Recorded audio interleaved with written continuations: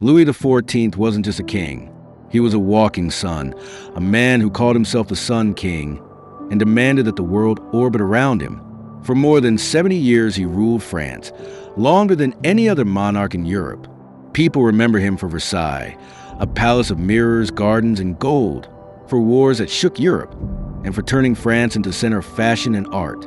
But behind all the silk and marble, the king's private life was strange, shocking, and filthy.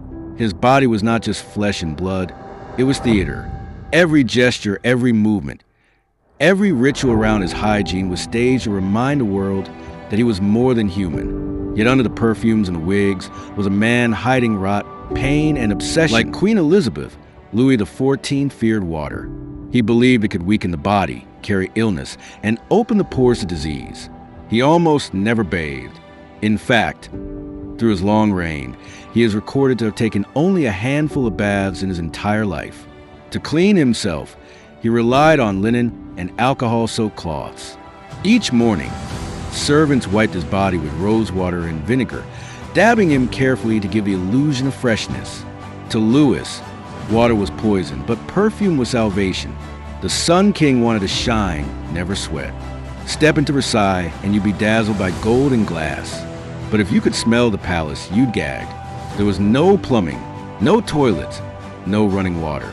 Courtiers relieved themselves in stairwells, gardens, and hallways. Buckets and chamber pots overflowed. Even the king's private toilet was a padded wooden chair with a ceramic pot beneath it, emptied by attendants. But here's the strangest part. Using it wasn't private. It was ritual. Nobles stood nearby, waiting to hand him lace-trimmed wipes, considering an honor in Versailles. Even relieving yourself was transformed into a symbol of power.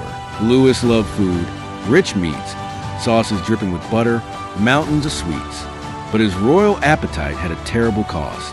His teeth decayed early, and in 1685 his dentist pulled almost all of them out in one brutal session. There was no anesthesia. One tooth shattered his jaw, leaving him with a hole between his mouth and nose.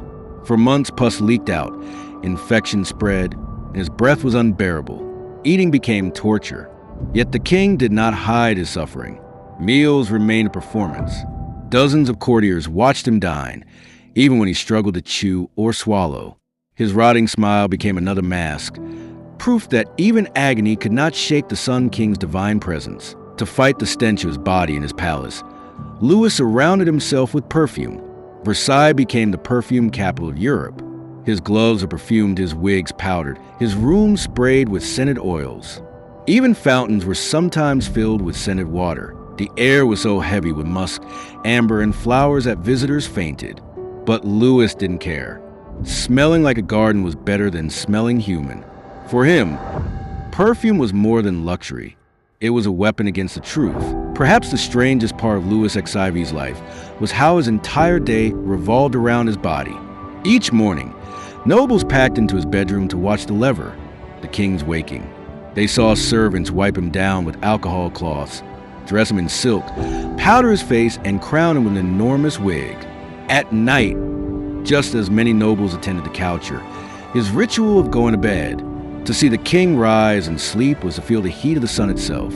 His body was not private. It was the center of the universe. To be near it was to share power. But beneath the silks and perfumes, Louis XIV was decaying.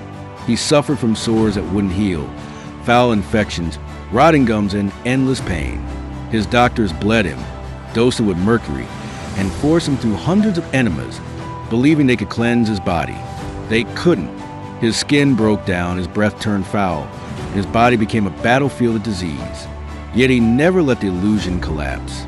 He hid the stench behind roses. He masked his weakness with ritual. He turned his suffering into a performance of power.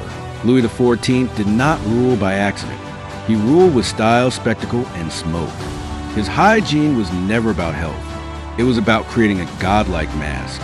Every perfume bottle, every powder wig, every silk shirt was part of theater. He knew the truth. To be a king was to never be just a man. To wash the body was to admit it was human. To strip away the perfumes was to reveal weakness.